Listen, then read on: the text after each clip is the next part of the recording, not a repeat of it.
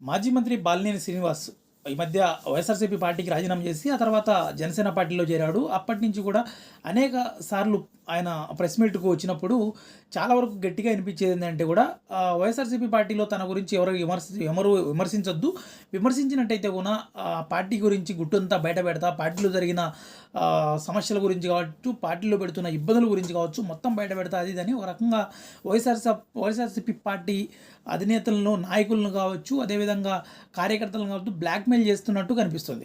అంటే ఓవరాల్‌గా ఏదైనా అక్కడ ఉన్నది ఏంటైనా వాస్తవం ఉంటే చెప్తే పోతది కదా! ఎలాగో పార్టీ కూడా మారిపోయారు కదా! సో, కాబట్టి మరొక ఆప్షన్ ఎందుకు? ఏదో 2 పడవల మీద కాలు పెట్టి నడుపుతున్నట్టు, 2 పడవల మీద కాలు పెట్టి పోతున్నట్టు ఎందుకు? ఏదైనా ఉంటే ఇప్పుడు ఇంకో పార్టీలో ఉన్నారు. తర్వాత వచ్చేసి ఆ పార్టీలో నీకేం జరిగిందో, ఎలాంటి సమస్యలు ఉన్నాయో చెప్పొచ్చు కదా! సో, కాబట్టి దానికి సంబంధించింది ఆ పార్టీలో ఉన్న వాళ్ళు కూడా పూర్తిగా నీకు రిప్లై ఇస్తారు కదా!